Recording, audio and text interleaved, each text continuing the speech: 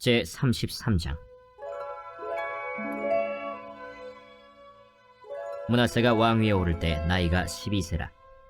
예루살렘에서 55년 동안 다스리며 여호와 보시기에 악을 행하여 여호와께서 이스라엘 자손 앞에서 쫓아내신 이방 사람들의 가증한 일을 본받아 그의 아버지 히스기야가 헐어버린 산당을 다시 세우며 바알들을 위하여 제단을 쌓으며 아세라 목상을 만들며 하늘의 모든 1월 성신을 경배하여 섬기며 여호와께서 전에 이르시기를 내가 내 이름을 예루살렘에 영원히 두리라 하신 여호와의 전에 제단들을 쌓고, 또 여호와의 전 두 마당에 하늘의 1월 성신을 위하여 제단들을 쌓고, 또 흰놈의 아들 골짜기에서 그의 아들들을 불 가운데로 지나가게 하며, 또 점치며 사술과 요술을 행하며 신접한 자와 박수를 신임하여 여호와 보시기에 악을 많이 행하여 여호와를 진노하게 하였으며, 또 자기가 만든 아로새긴 목상을 하나님의 전에 세웠더라. 옛적에 하나님이 이 성전에 대하여 다윗과 그의 아들 솔로몬에게 이르시기를 내가 이스라엘 모든 지파 중에서 택한 이 성전과 예루살렘에 내 이름을 영원히 둘지라. 만일 이스라엘 사람이 내가 명령한 일들 곧 모세를 통하여 전한 모든 율법과 율례와 규례를 지켜 행하면 내가 그들의 발로 다시는 그의 조상들에게 정하여 준 땅에서 옮기지 않게 하리라 하셨으나 유다와 예루살렘 주민이 므낫세의 꾀임을 받고 악을 행한 것이 여호와께서 이스라엘 자손 앞에서 멸하신 모든 나라보다 더욱 심하였더라. 여호와께서 므낫세와 그의 백성에게 이르셨으나 그들이 듣지 아니하므로 여호와께서 아수르 왕의 군대 지휘관들이 와서 치게 하시매 그들이 므낫세를 사로잡고 쇠사슬로 결박하여 바벨론으로 끌고 간지라. 그가 환난을 당하여 그의 하나님 여호와께 간구하고 그의 조상들의 하나님 앞에 크게 겸손하여 기도하였으므로 하나님이 그의 기도를 받으시며 그의 간구를 들으시사 그가 예루살렘에 돌아와서 다시 왕위에 앉게 하시매 므낫세가 그제서야 여호와께서 하나님이신 줄을 알았더라. 그 후에 다윗성 밖 기혼 서쪽 골짜기 안에 외성을 쌓되 어문 어기까지 이르러 오벨을 둘러 매우 높이 쌓고, 또 유다 모든 견고한 성읍에 군대 지휘관을 두며 이방 신들과 여호와의 전의 우상을 제거하며 여호와의 전을 건축한 사내와 예루살렘에 쌓은 모든 제단들을 다 성 밖에 던지고 여호와의 제단을 보수하고 화목제와 감사제를 그 제단 위에 드리고 유다를 명령하여 이스라엘 하나님 여호와를 섬기라 하매 백성이 그의 하나님 여호와께만 제사를 드렸으나 아직도 산당에서 제사를 드렸더라.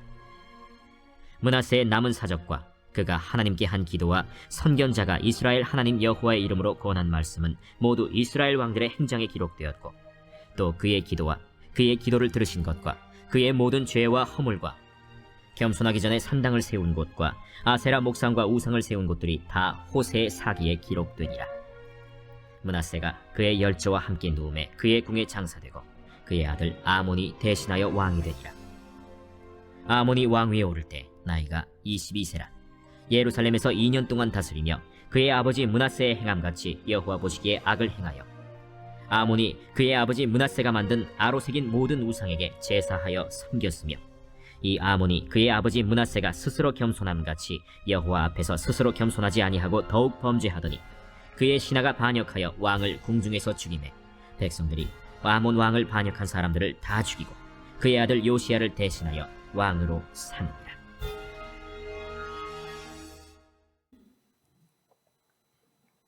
아멘. 새로운 얼굴이 이 아침에 이곳에 섰습니다. 다 아시다시피 우리 장 부목사님께서 많이 아프셔서 제가 대신 출전했습니다. 오늘 본문의 말씀은 지난주까지 우리 면벽기도로 유명한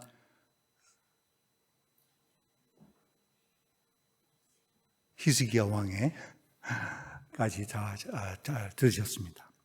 오늘 본문은 남유다의 14대 왕인 므낫세, 히스기야 왕의 아들인 므낫세와 또 그의 므낫세의 아들인 15대 왕 아몬에 대한 이야기를 증거하고 있습니다. 1절이 이렇게 증거합니다. 므낫세가 왕위에 오를 때에 나이가 12세라. 예루살렘에서 55년 동안 다스리며. 므낫세는 이스라엘 전 역사상 가장 긴 55년 동안 통치했던 왕입니다. 우리나라 조선에도 27명의 왕이 있었는데 그 중에서 가장 긴 통치를 한 왕이 영조 임금이었습니다. 그 임금은 52년 동안 다스렸습니다. 그래서 므낫세는 그보다 3년이 더 많은 55년을 통치해야 하였습니다. 그리고 그의 아버지가 다윗에 비견될 만한 임금이었던 히스기야 왕이었습니다. 하지만 그의 아버지와는 정반대의 믿음의 삶을 살았습니다. 하나님 보시기에 합당한 그의 악행이 3절에서 7절에 적나라하게 적혀 있습니다. 그는 아버지 히스기야가 헐어버린 산당을 다시 세웠고 바알을 위하여 제단을 쌓았으며 아세라 목상을 다시 만들었습니다. 이것은 아버지의 신앙에 대한 철저한 부정이었습니다. 아버지가 산당과 바알 제단, 아세라 목상을 없앤 것은 잘못된 것이라 생각을 하고 다시 세웠던 것입니다. 그리고 그는 성전 마당에 이방신을 섬기는 제단을 만들었고 성전 밖에는 하늘의 별들을 섬기는 제단을 또 만들었습니다. 이것은 여호와만이 하나님이 아니라 이방신들도 하나님이고 별들도 하나님이라는 그러한 고백입니다. 더 어처구니가 없었던 것은 자기 아들을 불 가운데로 지나가게 했는데 이는 할례에 대한 부정이며 자기 자식은 여호와 하나님의 자식이 아니라 인신 공양을 받는 몰렉신의 자식이라는 의미였습니다. 그리고 점쟁이, 마술사, 신접한 사람들을 자신의 자문관으로 삼았던 것은 제사장이나 선지자들을 곁에 두고 조언을 듣는 것보다 더 유익하다고 생각했기 때문이었습니다. 이러했던 므낫세의 악행의 결과가 어떠했는지는 9절에 이렇게 증거합니다. 유다와 예루살렘 주민이 므낫세의 꾀임을 받고 악을 행한 것이 여호와께서 이스라엘 자손 앞에서 멸하신 모든 나라보다 더욱 심하였더라. 세상에 홀로 사는 사람은 없습니다. 어떤 형태의 삶이든지 반드시 다른 사람들에게 영향을 미칩니다. 므낫세의 죄가 아주 무거울 수밖에 없었던 것은 그것을 백성들까지 꿰어 함께 우상을 숭배하고 악한 일을 저질렀기 때문입니다. 그래서 그는 남유다에서 가장 악한 왕 중에 한 명으로 손꼽힙니다. 오죽했으면 그가 죽은 후에도 하나님께서 므낫세의 죄 때문에 유다를 용서하지 않았던 것입니다. 않으실 것이라 말씀하실 정도였습니다. 그리고 히브리서 11장 37절에 나오는 톱으로 켜 죽임을 당한 믿음의 사람이란 표현이 있는데 이 사람은 므낫세에게 직언을 하다가 죽임을 당한 이사야 선지자를 가리키는 것이라고 받아들여지고 있습니다. 하나님께서는 그런 므낫세를 그냥 두지 않으셨습니다. 그는 아수르 군대를 일으켜서 그들에 의해서 쇠사슬에 묶여서 바벨론으로 끌려갑니다. 왕으로서 당하는 최고의 수치스러운 일이었던 것입니다. 므낫세는 견딜 수 없는 고통 가운데에서 비로소 하나님을 떠올리게 되었습니다. 자신의 당대뿐만 아니라 과거 모세로부터 1000년 동안 또 아브라함으로부터 1500년 동안이나 그리고 그보다 더 훨씬 이전부터 자신의 나라의 역사해 오신 하나님을 기억하게 되었습니다. 하나님께서는 그의 기도를 들어주시고 그를 다시 돌아오게 해 주셨을 뿐만 아니라 왕위에 다시 앉게 해 주셨습니다. 비로소 므낫세는 자신과 자기 백성이 누구를 섬겨야 하는지 깨닫게 되었습니다. 그 후에 바벨론에서 돌아온 므낫세의 삶이 어떻게 바뀌었는지를 14절이 이렇게 증거합니다. 그 후에 다윗성 밖 기혼 서쪽 골짜기 안에 외성을 쌓되 어문 어귀에서 이르러 오벨을 둘러 매우 높이 쌓고 또 유다 모든 견고한 성읍에 군대 지휘관을 두며 다윗성이 있는 예루살렘은 지대가 높은 곳에 있습니다. 므낫세는 아버지 히스기야가 세웠던 성벽을 다시 견고하게 함으로 더욱 국방을 튼튼히 했습니다. 또한 유다의 여러 성읍들에게 장군을 보내되어서 국민들이 좀 더 평안하게 살도록 도왔습니다. 그것만이 아니라 신앙적으로도 많이 달라졌습니다. 15절, 16절이 이렇게 증거합니다. 이방 신들과 건축한 산애와 예루살렘에 쌓은 모든 제단들을 다 성 밖에 던지고 여호와의 제단을 보수하고 화목제와 감사제를 그 제단 위에 드리고 유다를 명령하여 이스라엘 하나님 여호와를 섬기라 하매. 므낫세의 신앙 개혁이라고 할 수 있는 대목입니다. 그는 확신을 가지고 자신이 세웠던 모든 제단들을 다 정리했습니다. 그리고 백성들에게도 바알이나 아세라와 같은 우상이 아닌 하나님을 섬기라고 명령했습니다. 그런데 므낫세의 회개나 신앙 개혁에는 아쉬움도 또한 있습니다. 17절이 이렇게 증거합니다. 백성이 그의 하나님 여호와께만 제사를 드렸으나 아직도 산당에서 제사를 드렸더라. 므낫세가 성전이 있는 예루살렘에 있던 우상을 버린 것은 아주 잘한 일이었지만 그는 하나님께 제사를 드리면서도 산당을 정리하지 못했습니다. 이 산당은 므낫세의 손자 요시야 때에 가서야 정리가 됩니다. 사실 이뿐만 아니라 므낫세가 바벨론 포로에서 돌아와서 우상들을 정리하고 나서 하나님께 제사를 드렸는데 그 내용이 화목제와 감사제였습니다. 감사제는 화목제와 같은 종류입니다. 포로에서 돌아왔으니 얼마나 감사했겠습니까? 이제는 하나님과 더 친하게 지내야 되겠다고 생각했을 것입니다.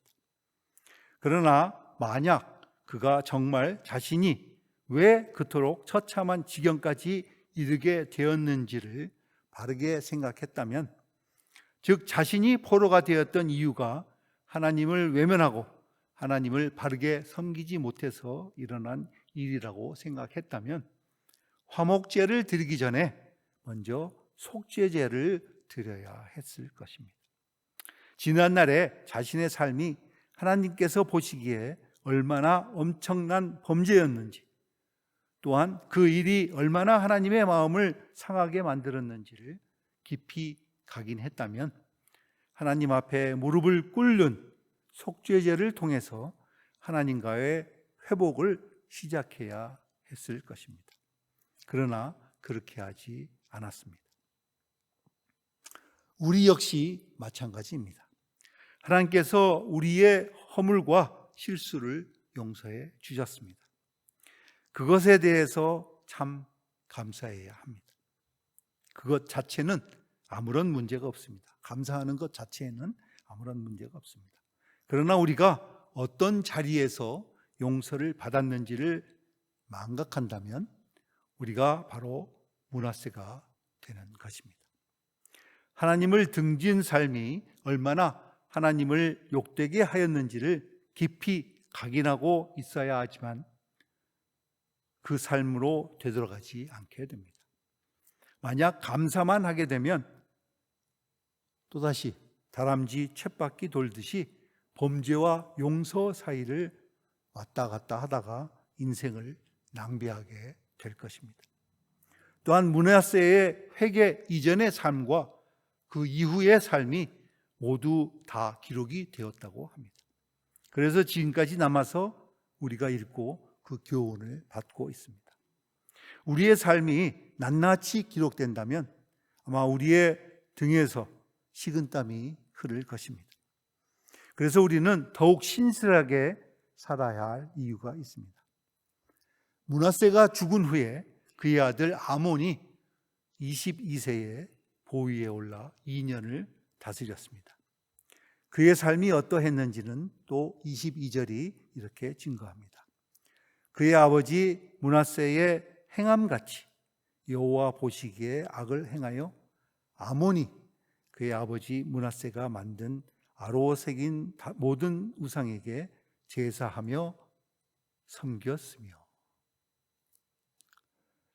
아몬 왕은 불과 2년을 다스렸음에도 불구하고 그의 아버지 므낫세가 신앙을 회복하려고 했던 그 부분까지도 다시 다 뒤집어 버렸습니다.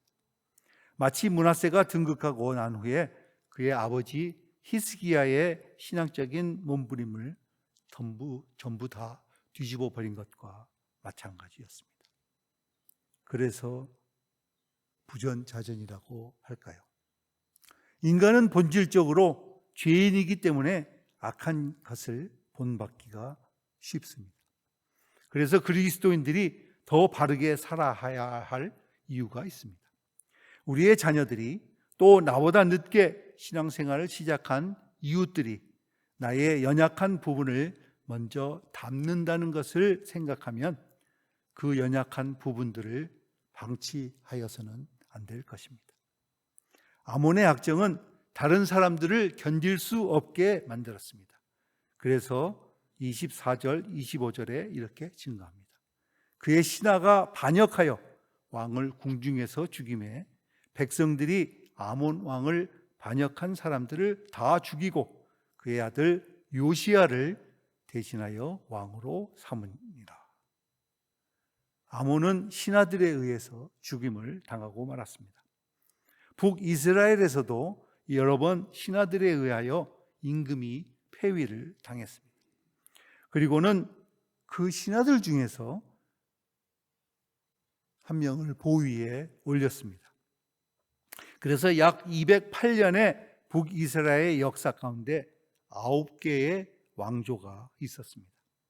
그런데 지금 남유다에서는 임금이 신하들에 의해서 죽임을 당하였지만 그 신하들 중에서 왕이 된 것이 아니고 아몬 왕의 아들 요시야를 새 임금으로 옹림했습니다. 당시 요시야는 불과 8살이었습니다. 마음만 먹으면 그의 아들도 죽일 수 있었을 것입니다. 요시야 왕 말이죠. 그러나 그렇게 하지 않았습니다. 하지 못했습니다. 그것은 하나님께서 다윗과 맺은 내 등불이 꺼지지 않게 하겠다라는 약속 때문이었습니다. 그 약속이 끝까지 이어져서 예수님께서는 그 약속대로 다윗의 후손으로 오셨습니다.